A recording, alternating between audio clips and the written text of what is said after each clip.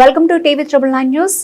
నల్గొండ జిల్లా దేవరకొండ మున్సిపాలిటీ ఎన్నికల ప్రచారంలో భాగంగా దేవరకొండ మున్సిపాలిటీలో 15వ వార్డు కాంగ్రెస్ పార్టీ బలపరిచిన కౌన్సిలర్ అభ్యర్థి జువేరియా తపస్సుం విజయం కోసం ప్రచారంలో పాల్గొని కాంగ్రెస్ పార్టీ అభ్యర్థి సంక్షేమ పథకాలు గ్రామీణ పట్టణ అభివృద్ధి గురించి ప్రజలకు తెలియజేస్తున్న దేవరకొండ ఎమ్మెల్యే నేనావత్ బాలునాయక్ ఆయన మాట్లాడుతూ కాంగ్రెస్ పార్టీ చేయగుర్తుపై ఓటు వేసి దేవరకొండ పట్టణ అభివృద్ధికి తోడ్పడాలని మహాశైలను కోరారు.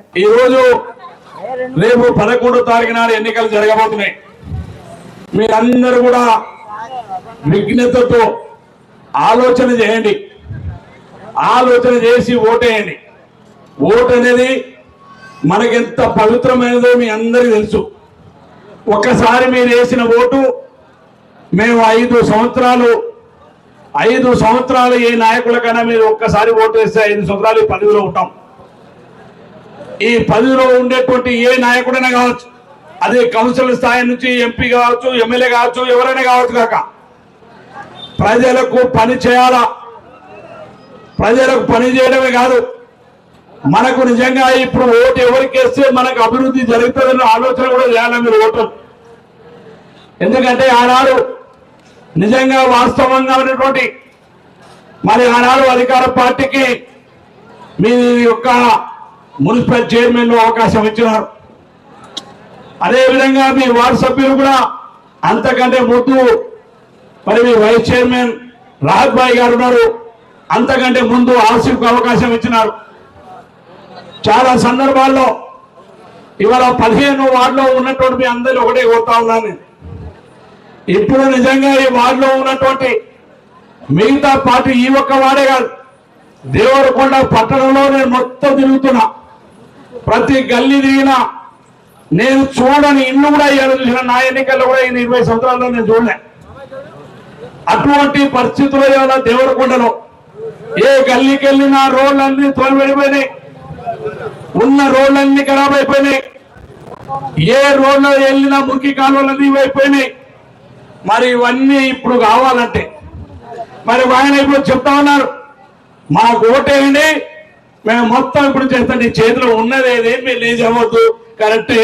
నేను మున్సిపల్ చైర్మన్ కూడా చేస్తాను. సాయి ఎక్కడి నుంచి చేస్తావు, ఏం చేస్తావు నాకు చెప్పు. ఈ పబ్లిక్ నేను నిలబడతా. ఇక్కడ టౌన్ ప్రజలందరినీ ఒక దగ్గర కుమ్మగొడతాం. నువ్వు ఎక్కడి నుంచి 10 సంవత్సరాల అధికారంలో నుండి తేలేనటువంటి వాళ్ళు, మీరు 10 సంవత్సరాల్లో మరి అభివృద్ధి చేయనటువంటి వాళ్ళు ఏ గల్లీలో కూడా నువ్వు ఇక రోడ్లన్నీ తోలబడ్డాయి, ఏ మురికాలు అన్నీ తోలబడ్డాయి, ఏదో చూసినా ఇదే పరిస్థితి. మరి ఎవరు చేయవద్దని మేము ఏమైనా అడ్డపడమా? 10 సంవత్సరాలు మీకు ఏమైనా అడ్డపడమా? మేము ఒక్కనాడు కూడా మీకు అడ్డపడలే. పని చేస్తుంటే ఎవరికి అధికారం వస్తే వాళ్ళు పని చేయాలని చూసి పెట్టాం. కానీ 10 సంవత్సరాల్లో మీరు ఎక్కడ ప్రజలను పట్టించుకున్నా పాపాన పోలేదు. కానీ ఇవాళంట మళ్ళీ గెలిపిస్తే మున్సిపల్ చైర్మన్, నీ మున్సిపల్ చైర్మన్ ఎవరికాడికి పోవాలి?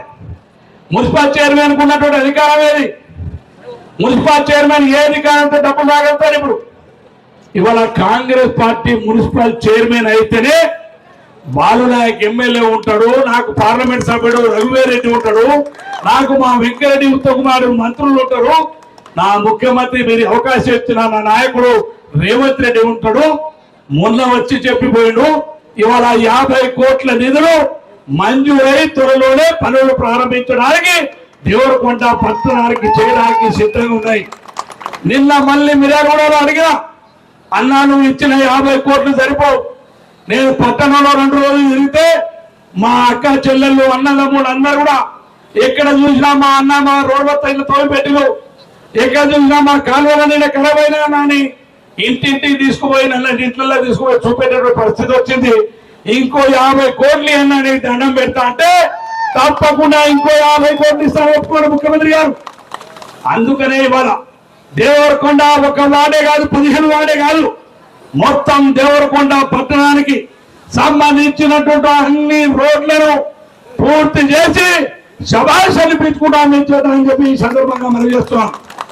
ఎందుకంటే ఇవాళ అబద్ధం చెప్పిపోయినా మళ్ళా 3 సంవత్సరాల తర్వాత మళ్ళీ ఇదే సెంటర్లో నా ఓటు అడగవలసి ఉన్నది. అప్పుడైనా మా అక్క చెల్లెలు అంటారు, అన్నా నువ్వు సెంటర్లో కూడా ఏమన్నా చెప్పి ఇగో మా రోడ్ ఇది కాలేదు కాదంటారు. ఆ మాట నేను అనిపించుకోను. తప్పకుండా దేవరకొండ మున్సిపాలిటీని అభివృద్ధి పనుల్లో మొదటి స్థానంలో నెంబర్ 1 స్థానంలో తీసుకెళ్తానని చెప్పి మీకు ఈ సందర్భంగా మనం చేస్తున్నాను. మీ అందరికీ నేను ఒకటే కొడతా ఉన్నా, ఈ ప్రభుత్వం వచ్చిన తర్వాత ఇవాళ ఆర్టీసీ బస్సులో అక్క చెల్లె ఉచిత ప్రయాణం ఇచ్చినాం. మీ అత్తగారింటికి పోయినా, తల్లిగారింటికి పోయినా, మీకు దేవాలయాలకు పోయినా, మసీదుకి వెళ్ళినా, చర్చికి వెళ్ళినా ఇవాళ ఆర్టీసీలో అక్క చెల్లెందరికీ ఉచితంగా బస్ సౌకర్యం కల్పించడం జరుగుతుంది కాదు. అదొక్కటే కాదు, ఇవాళ మీ అందరికీ 10 సంవత్సరాల్లో